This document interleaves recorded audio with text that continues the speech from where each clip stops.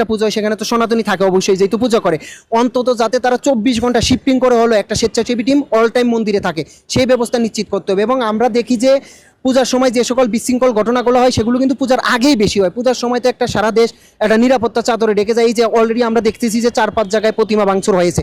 তাই আমরা সবাইকে বলি যে আপনারা যেখানে প্রতিমাগুলো তৈরি করেন সেখানে অন্তত সিসিটিভির আন্ডারে নিয়ে যান। এটা আমরা দীর্ঘদিন বলি যে এমন কোনো মণ্ডপ কিংবা মন্দির সেখানে বর্তমান পরিস্থিতি হিসেবে আপনারা সিসিটিভির বাইরে কিছু করতে যাবে না। আমরা বারবার পেয়েছে, তাই আমরা সবাইকে বলি যে আপনারা যেখানে প্রতিমাগুলো তৈরি করেন সেখানে অন্তত সিসিটিভির আন্ডারে নিয়ে যান। এটা আমরা দীর্ঘদিন বলি যে এমন কোনো মণ্ডপ কিংবা মন্দির সেখানে বর্তমান পরিস্থিতি হিসেবে আপনারা সিসিটিভির বাইরে কিছু করতে যাবে না। আমরা বারবার বলি যে আপনি এক বছরে পূজা করতে গিয়ে 10 লক্ষ, 20 লক্ষ, 5 লক্ষ, অনেকে 50 লক্ষ টাকা খরচ করি, কিন্তু আমরা মাত্র 20, 30, 50 হাজার টাকা খরচ করে সিসিটিভি ক্যামেরার ব্যবস্থা করতে পারি। এই যে আমাদের একটা সীমাবদ্ধতা, কিন্তু এটা আমি মনে করি সীমাবদ্ধতা না, বর্তমান প্রযুক্তির সাথে বিশ্ব এগিয়ে গেল, আমরা এটাকে পিছিয়ে যাচ্ছি।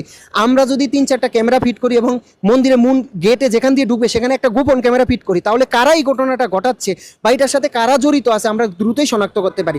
শনাক্ত করার পরে আমরা তাদের বিচারের জন্য দাবি জানাতে পারি, এবং তখন যদি তাদের বিচার কোনো কারণে রাষ্ট্র না করে আমরা সেটার জন্য প্রতি